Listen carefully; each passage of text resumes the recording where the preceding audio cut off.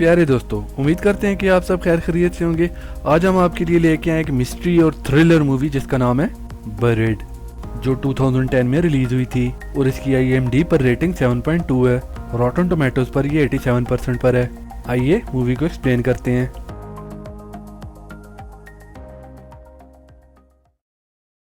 Movie के शुरू में हम अंधेरा देखते हैं जिसमें पॉल कॉनवॉय सांस लेने की कोशिश कर रहा है और जिपो लाइटर जलाने के बाद उसे एहसास होता है कि उसे जिंदा दरगोर कर दिया गया है और वो लकड़ी के कॉफन में पागलों की तरह मदद के लिए चिल्लाता है, लेकिन उसकी सारी कोशिशें बेसूद होती हैं और खुशकिस्मती से उस कॉफन से निकली हुई नेल से वो अपने हाथों को खोलने में कामयाब हो जाता है और अचानक उसे अपने पाँव के करीब मोबाइल फ़ोन की वाइब्रेशन फील होती है और जल्दी से वो फ़ोन उठा लेता है। फ़ोन की लैंग्वेज अरेबिक में होती है और वो जल्दी से किसी को फ़ोन मिलाना चाहता है, लेकिन बेताबी में उसे कुछ भी याद नहीं आ रहा होता और फिर वो 911 को कॉल मिलाने का फैसला करता है। वो एक ट्रक ड्राइवर है जो CRT के लिए इराक में काम करता है और वो यूनाइटेड स्टेट्स का बाशिंदा है और वो उन्हें ये भी बताता है कि वो अपने कन्वॉय के साथ बाकुबा में था कि कुछ लोगों ने उन पर हमला कर दिया और पता चलता है कि 911 सिर्फ ओहायो में लोगों की मदद करती है। उसके बाद वो अपनी बीवी को कॉल बनाने की कोशिश करता है जिसका नाम लिंडा होता है और वो उसके लिए मैसेज छोड़ता है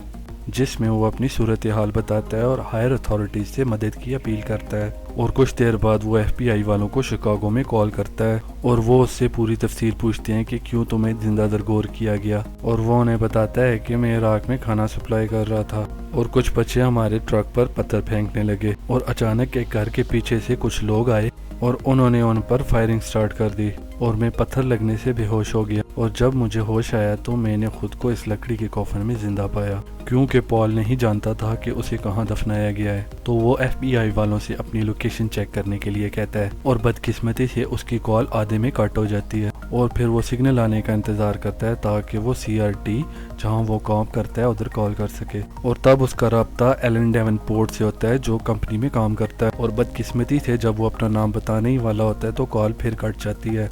वो बहुत मायूस नजर आ रहा था और तब भी उसे किडनैपर की कॉल आती है जिसका नाम जाबिर होता है जो शाम 9 बजे तक $5 मिलियन तावान मांगता है, नहीं तो उसे ऐसे ही मरने के लिए छोड़ दिया जाएगा। वो अपनी वाइफ की फ्रेंड डोना को भी कॉल करता है जो उसे स्टेट डिपार्टमेंट का नंबर देती है और वो नंबर मिलाने के बाद वो रोबेका से बात करता है जो उसे बताती है कि गवर्नमेंट की पॉलिसी है कि हम दहशतगर्दों के साथ नेगोशिएशन नहीं करते और वो उसे डैन ब्रीनर का नंबर देती है जो हॉस्टेजेस वर्किंग डिपार्टमेंट का हेड होता है, जो पॉल को बताता है कि हम उसे ढूंढने की कोशिश कर रहे हैं और साथ ही उसे ये बताता है कि अपने मोबाइल की बैटरी को संभाल के रखो। और फिर जाबिर की कॉल आती है जो उसे कहता है कि तुम्हारे पास 2 घंटे से कम टाइम रह गया है और वो उसे वीडियो बनाने का कहता है जिसमें वो बताए कि वो अगवा हो चुका है ताकि उस वीडियो की वजह से अमेरिका की गवर्नमेंट से तावान की रकम वसूल की जाए। और तब पॉल उसे कहता है कि एक ट्रक ड्राइवर के लिए कोई भी तावान नहीं देगा। पॉल जाबिर को तावान की रकम कम करके $1 मिलियन करने का कहता है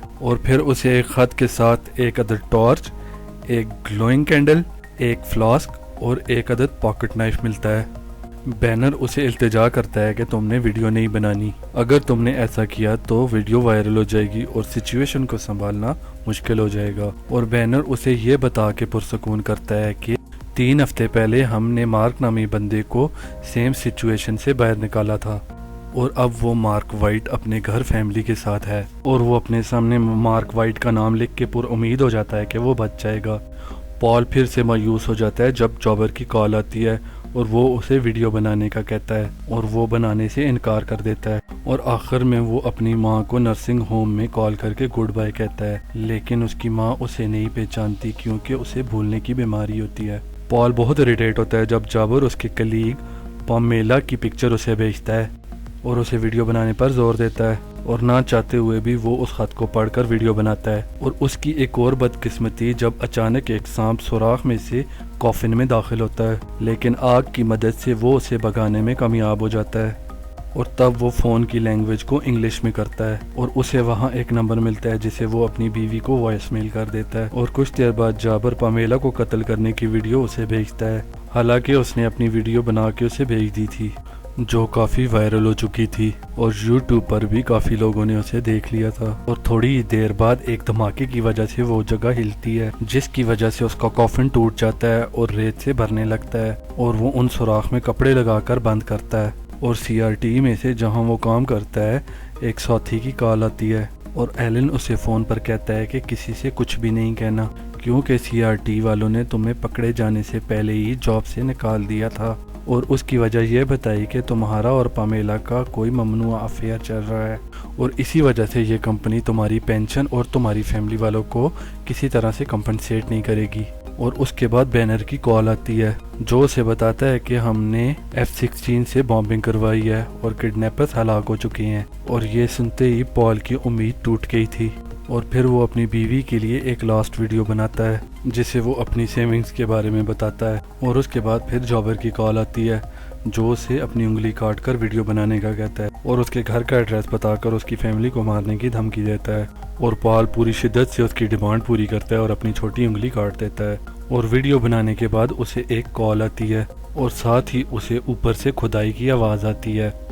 جس میں یہ آوازیں بھی شامل ہوتی ہیں کہ کافن کھولو، اور یہ مکمل طور پر واضح تھا کہ وہ دھوکے کا شکار ہو رہا ہے، اور تب بینر اسے کال کر کے بتاتا ہے کہ باغیوں نے اسے انفارمیشن دی ہے کہ اسے پتہ ہے کہ زندہ آدمی کو کہاں دفن کیا ہے اور وہ اسے بچانے کے لیے پہنچ رہے ہیں، اور پھر اس کی بیوی لنڈا کی کال آتی ہے جو رو رہی تھی اور وہ اسے یقین دلاتا ہے کہ سب کچھ ٹھیک ہو جائے گا، اور پھر بینر کی کال آتی ہے اور وہ اسے بتاتا ہے کہ ریسکیو ٹیم پہنچ آئی ہے۔ فون میں سے اسے کھدائی کی آواز سنائی دیتی ہے لیکن اسے اپنے ارد گرد کوئی آواز سنائی نہیں دیتی، اور پھر ریسکیو ٹیم کافن کو نکال کے کھولتی ہے اور یہ بات سامنے آتی ہے کہ باغیوں نے مارک وائٹ کے کافن کا بتایا تھا جس کے بارے میں بینر نے اسے بتایا تھا کہ ہم نے اسے کچھ مہینہ پہلے بچا لیا تھا، اور اب اسے یقین ہو گیا تھا کہ اب وہ بچنے والا نہیں ہے۔